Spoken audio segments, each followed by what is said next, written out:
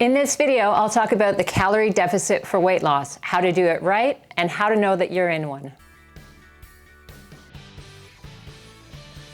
Hi, it's Ivana, helping you get fit, healthy, and strong at any age. Let me clear up a common misconception. You don't actually need to count your calories in order to get into a calorie deficit. A calorie is just a unit of energy. To get into a calorie deficit, you need to expend more energy than you take in through food and drinks. And there are strategies that allow you to reduce your calories naturally without actually having to count them or track them in any way. I'll explain some of those strategies as we go along, but you'll learn about them in detail in my online weight loss course, where I actually give you the option of counting or just using habit-based ways of reducing your calories in order to lose weight. I'll leave the link in the description. So calories count, but you don't actually have to count them. But a diet plan for fat loss has to allow you to reduce your calories in order to lose weight. So I'm gonna go through ways that you can achieve a calorie deficit, and at the end, I'm gonna tell you how you know for sure that you're in a calorie deficit. You can certainly use an app in order to track your calories and your macros in order to more finely tune your diet and lose weight. However, if you don't wanna do that, you don't have to. Highly processed foods are more likely to be more calorie dense, and they're very easy to eat. Sometimes they're called hyper palatable foods. So you might think of those as like chips and French fries and ice cream and cookies. And boy, I'm making myself hungry right now. So all those things that have a lot of calories, very easy to consume a large quantity of calories at one time. If you reduce your intake of those types of foods, I actually call them treat foods as opposed to junk food, because let's face it, they're good, they're enjoyable, we like to have them, and there's no need to completely eliminate them from your diet. But you do want to reduce your intake of these highly processed, refined foods because they add a lot of calories and they're very easy to overconsume.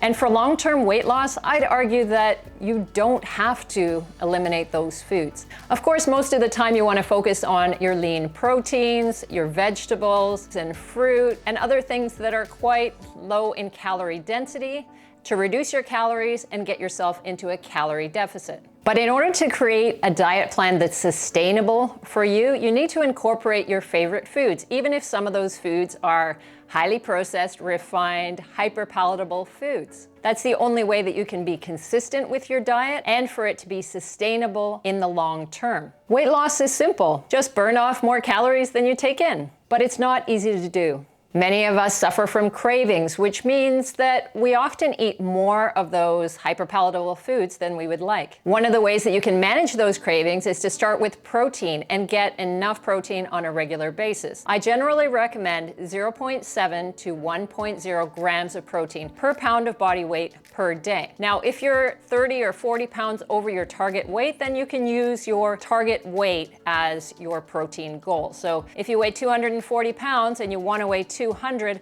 then you can do up to 200 grams of protein per day. And in order to naturally lower your calories, you want to focus on lean proteins. So things like chicken, fish, turkey, lean beef, lean pork, and also things like low-fat dairy products. So Greek yogurt, or cottage cheese, or even milk and protein powders that you can mix in. Some vegetarian sources can be quite good as well, like edamame or beans or lentils. Protein not only helps you to feel fuller for longer, it can help manage your cravings, particularly your cravings for carbs. And that's where a lot of people go astray because they really enjoy those hyper palatable carbs. They love their ice cream, they love their chocolate, they love their chips or fries. So if you're eating enough protein regularly throughout the day, it keeps your appetite under control. You also want a balanced intake of fat and carbs. Fat increases the feeling of satiety with a meal, so you're gonna feel fuller for longer. If you follow an extremely low-fat diet, you might find that it's quite challenging to keep your cravings under control. Your appetite tends to increase on that type of a diet, although if you are able to maintain that, it's no better or worse than a low-carb diet. But I found through my experience and the experience of my hundreds of clients over the years that if you have adequate protein and fat in your diet, it makes it a lot easier to keep your appetite under control and to naturally reduce your calorie intake. Remember that fat also helps you to absorb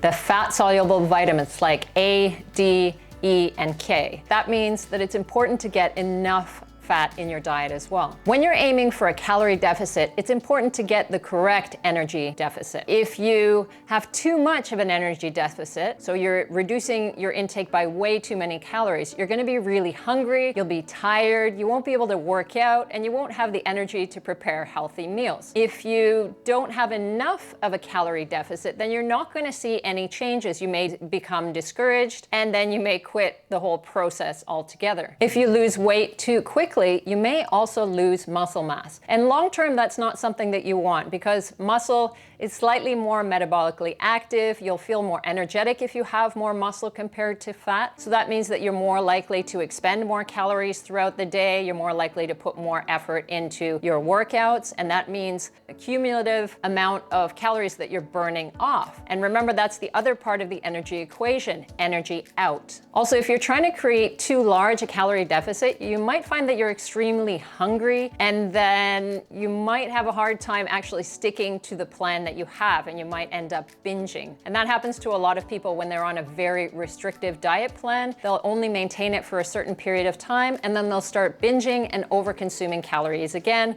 Essentially, they end up exactly where they were at the start. When you're choosing the right level of calorie deficit, you want to maximize your fat loss while preserving your muscle mass. It's actually possible to eat at a maintenance level of calories and lose some fat. That goes into a topic that I'm going to have a video about very shortly, which is body recomposition. If you're using some of those calories to build muscle, you're using some of your energy stores, then you can lose fat and build muscle at the same time. A really important thing about your calorie deficit is that you need to maintain it for a period of time. You can't just do it for a week and then think that you're going to lose several pounds. This needs to be consistent. Be patient. It takes time for your body to adjust and for you to be losing weight. Remember that your body is going up and down over the course of a week, even from morning to night. So there are natural variations in your body weight. Weighing yourself 1 week at a time isn't necessarily going to give you a clear picture of what's happening with your body. Whether you're actually losing weight, or maybe you're just really bloated one day, retaining a lot of water, you need to take a longer time in order to see those differences. You want to maintain your calories at a certain level for 2 to 3 weeks before you make any adjustments. By the time it comes to about a month, you should definitely see a difference. Even if there's no difference on the scale, you should see some changes in your body. And this sort of rolls into how you know that you're in a calorie deficit. So the first sign is that your weight is going down. It might not be every week, but if you weigh yourself, let's say after 2 to 3 weeks, and you're seeing a gradual downward trend, then you're in a calorie deficit. Maybe your clothes are fitting better. So things that were a little bit tight are a little looser now. Or you're leaner. You can see that you're looking leaner. Other people are telling you that you're leaner. Maybe you see a little bit more muscle definition in your arms or your legs. One other sign that you might be in a calorie deficit is that you're a little hungry sometimes. So if you go through this whole process and you think you're dieting and in a calorie deficit, but you always feel like fully stuffed at the end of your meals, it's probably unlikely that you're in a calorie deficit. Not that I think you should be constantly hungry, because that's actually an indicator that you're maybe doing too much of a calorie deficit. But you should occasionally feel hunger here and there and the desire to eat something healthy in general. So it's not just cravings for your hyper-palatable favorite foods, but you're feeling genuinely hungry, like you need to eat. Your hunger will adjust as you get towards the weight that you want to be at, assuming that your goal is reasonable and realistic for you. Let me know in the comments how you plan to get into a calorie deficit. Please like this video if anything I said was helpful, and subscribe and hit the bell for more evidence-based fitness and nutrition information.